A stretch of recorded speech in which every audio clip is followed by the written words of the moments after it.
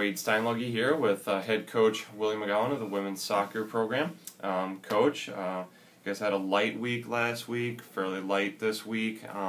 Let's talk about, first off, the Avila 0-0 tie. I know you felt it was a real promising outcome, so talk about that a little bit and we can go on to other things.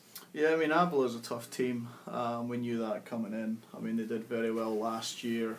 They have had a coaching change, but I think they returned a lot of those players. So, I mean, very tough. And going by the results, they were kind of hot and cold. So, right. We knew it was going to be a tough game, but possibly one we might get a result in. Mm-hmm. We kind of struggled to find our feet in the first 45. They created a lot of chances on us, right. held the majority of the play, but, we were quite...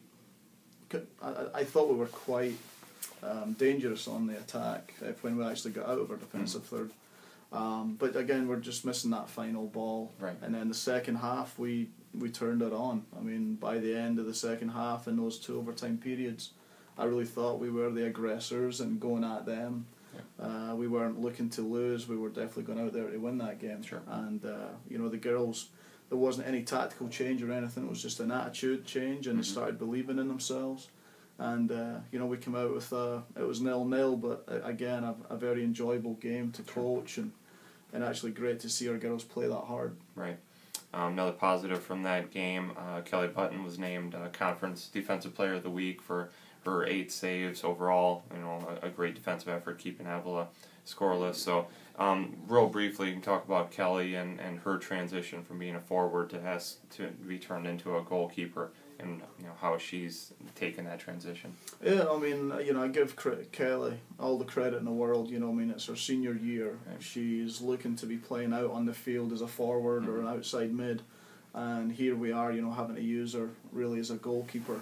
Luckily, she does have experience, having played a little in high school. Sure. But I mean, for her to step up and do that, I mean, just shows her character. I mean, it's just fantastic. A team-orientated person. Right. And she's done exceptionally well in there for us. I mean, there's a lot of shots that have came in that maybe in past years might have sailed over our keepers' heads. And she's kept us in the game with our long reach and ability to get that high ball. Sure. We're still kind of working on her with shot stopping and whatnot, positioning, but just a tremendous heart, good effort by the kid, and we're certainly delighted that she's actually getting recognised now for actually making the switch, and actually Defensive Player of the Year with 8 saves in a game. Yeah. And she's been rather consistent all the way through, so it's good to actually get her an individual award. Definitely. Switching gears to this week, just one game this week, Missouri Valley tomorrow.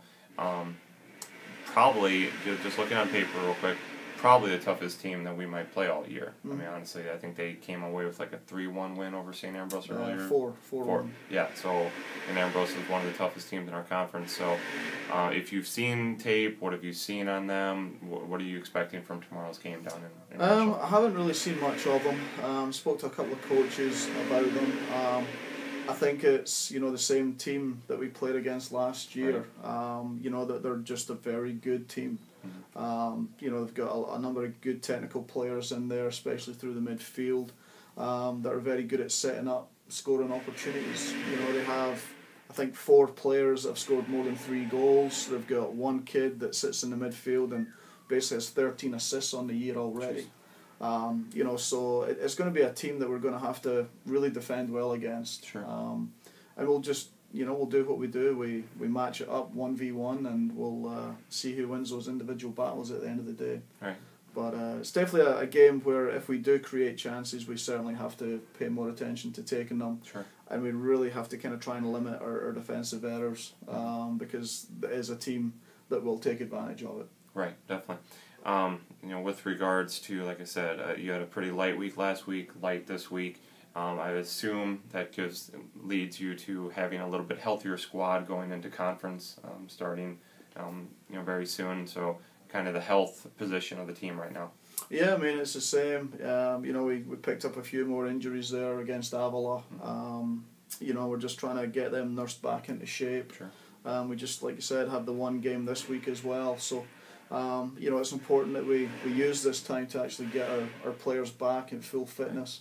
But at the same time, it's a great opportunity for us to actually work on individual fitness and team fitness too. So it's a good balance of trying to push them hard but give them enough rest.